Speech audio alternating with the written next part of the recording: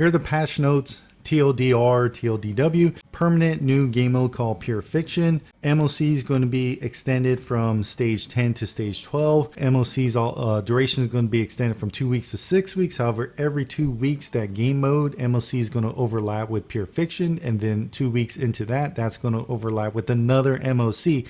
So there's going to be 3 of these events going on simultaneously. So every 2 weeks, you're going to get more rewards. Quality of life with relics. First of all, you're going to be able to level them much quicker than before, and also you're going to be able to salvage them as you obtain them, and much more.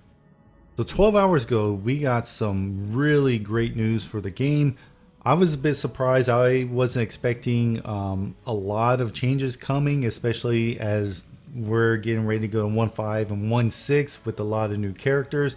I was just thinking there's going to be some special events, but there's a lot of new like permanent changes coming to the game that's going to not only enhance just the general player experience with quality of life, but just the overall game mode. All right, so let's get into the changes. So first of all, they announced a new permanent game mode called Pure Fiction. So Pure Fiction, enemies are going to just continuously respawn until you run out of cycles. So this is going to be really good for high DPS type teams where you just clear out as many units as you possibly can. So your top 3 units are going to be your big AoE damager, damage dealer. So Don Hang, Jinglu, and Argenti is probably going to do really well here too. Because he does a lot of AoE type damage, especially his ultimate like just smacks really hard. But you want to clear out as much as possible, and by doing that you can get up to 720 stellar Jade. So permanent new game mode and rewards, what more can you ask for? But there is more coming. That was just the beginning. So MoC getting stage 11 and 12. So people have been zero cycling MoC stage 10 very easily now. Has it the challenge has been kind of lost, especially with the new units that are just doing so much damage, you know, Dan Hang, Jinglu in particular. But they're adding 2 new stages which should make it more difficult to clear, and also with the new stages you get more stellar J's. So every time you clear it, you get an extra 120 stellar J's. Again, more reward. It's just adding, you know, more excitement to the game. So they're adding more quality of life features to the MoC. So if you look back at the MoC, you know, stages 1 through 7 are pretty much easy. You know, you just go into it. You can almost pick any random team you want, click auto, come back, and you get your 3 stars. It's not really that challenging. Maybe only for like brand new players it might be challenging now. But stage 8, 9, and 10, that's when it starts to get challenging. So what they're doing is when you go, or when the MoC is reset and you go back in here and you have to clear this all over again, if you clear it all the way up to stage 7 and you have the 3-star clear, you can auto complete these, so you no longer need to go in and beat them and just get the rewards. So you start at stage 8, 9, and 10, and then you'll have 11 and 12 eventually. So the second quality of life is team savings. So when you go into the MoC, you know, you set up your teams for the 2 different bosses, and sometimes you'll clear one. You may have the best team set up, but something may go wrong, either RNG or who knows what it is, and you don't get the cycles that you want. Sometimes you might miss a reward. So in this case, what they're doing is, let's say if you cleared the first boss, you did it good, but then the second boss you didn't clear it very well. Instead of having to go in and clear the first boss again, you can go straight into the second boss and not have to fight this first boss again. So it just makes it easier to be able to clear out the MoC again. It's another quality of life improvement, and especially if you're trying to get really sweaty and trying to do the 0-1 cycle clears, this makes it easier because usually one of the bosses are a little bit more challenging than the others. Okay, so they're still adding some more, you could say as quality of life, and this one's a little bit more difficult to understand. I may still be explaining this wrong. So they're extending the duration of the memory chaos from 2 weeks to 6 weeks.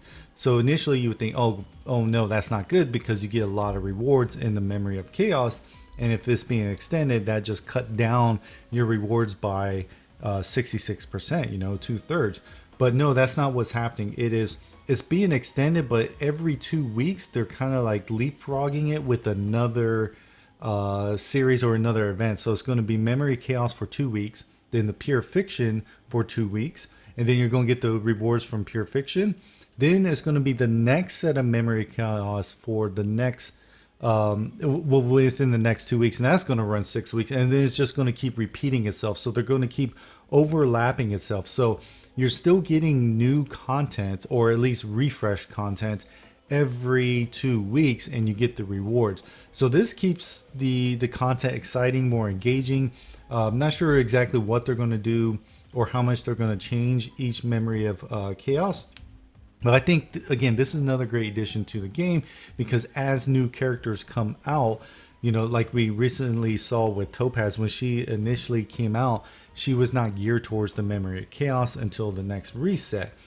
So I think with this, it's going to make better use of all the units in the game. So, you know, they may be really strong in one of these game modes and weak in another game mode. And you can see kind of how they lay out the time frame that these are going to overlap each other. So I think it is a good thing. And yeah, they even state it right here. We hope that Trailblazers will have more time to plan accordingly to their preferences, grow their characters, and enjoy the gameplay. And I think that's exactly what it's going to do. So they are actually putting a lot of thought into this, not just trying to throw content out there, squeeze the most money out of you, but actually make the game enjoyable compared to a lot of other gacha games. And we're still not done. There's still more things coming out. So additional redeemable rewards. They're going to be adding more self-model resins for certain levels that were obtained. So level 50, you'll automatically be able to receive one. So the self-model resin is the item you use to craft your, or you can select your own main stat for the gear that you craft. It's a really good piece. For me, I have had zero luck with it, but I still want more. So like, here's a piece I crafted for crit damage quantum gear, and you can see my substats. The substats are still random, and I think I've crafted 4 of these now, and they all suck. So again, it's a great item. It's a great addition. Just don't get your hopes up too high.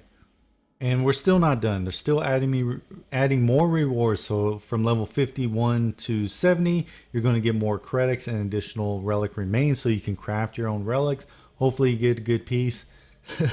I'm a bit jaded here because my relics, I have the worst luck when it comes to relics. My relics completely suck. I may make an entire video on how bad my relics are. But they are giving more opportunities to create relics. Then they're going to make some changes to the Nameless Honor reward system. So what they're going to do is change that gift of the past writer. So this is where I don't necessarily understand what they're doing, but they're saying you do not need to choose between the different types of materials. So what that means is when you're going through the Nameless Honor or Nameless honor system, you get these things. So this is the gift of past writers. When you get this, you get a selection of each of the different types, so like hunt, erudition, and so on, the materials, and you get to select, and you'll get 8 of those. So I don't know if this means you get all of them. If you get all of them, that would be awesome, and you don't have to select. Or is it just going to randomly give it to you? I would, based on what I've seen, I'd be surprised if they would randomly give it to you. If this was other gacha games, I would assume that's what they would do. They find ways to give you something and take something away, but I'm actually optimistic that they're going to make this better, and I guess you get all the rewards. So I don't know, that sounds like a good thing to me. So this is probably the best quality of life enhancement I think they're bringing out. It's around relics. So leveling up relics is kind of a little tedious. It's not that bad, but they are improving to how fast you can maximize your relics. In addition to that is the ability to discard relics. So when you get a relic, if you get a relic with bad substats, there's no way to remove it. So then it goes into your inventory. Then you need to come into your inventory, and then you need to actually hit salvage here, and then you select whichever relic you want to go ahead and salvage it. So they're making it easier to do that. You can see my inventory.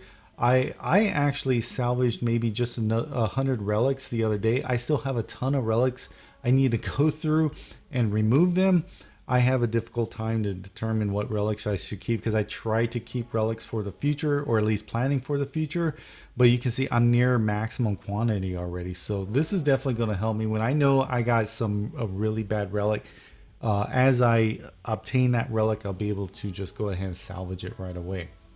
They are adding some more things in here where they'll be able to recommend relics based off, I guess, commonly used relics. I guess that's okay. I've never really used that feature anyways. Again, this goes back to my relics suck anyway, so even if it's commonly used, I have to use what's best for my account. And sometimes it's purple gear, believe it or not. Here's my Don Hang. You can see my substats not the greatest, and his relics. I still got purple gear because I cannot get gear with good substats in here. With the right main stats, so I'm still stuck with using purple gear. He still clears all the content that I need though, believe it or not. He still dominates. Okay, so that's pretty much all the changes that they're going to be making here soon. I mean, we still got the events and all the content that's going to be coming out 1.5 here soon, and then 1.6. So wow, this game, they're putting a lot of effort into it. I mean, they're making a lot too, so they should be putting a lot into it, keep people and keep attracting people. But for those who've been following me for a while, you know, I've been playing 7DS for over 3 years, and I would say almost this patch alone has more quality of life updates and just more attention to the game than 7DS has had in like the 3.5 years since it released. So I'm really looking forward to the future of this game. I think it's really good, and we'll see where it goes. But until then, that's it for me. See you on the next one.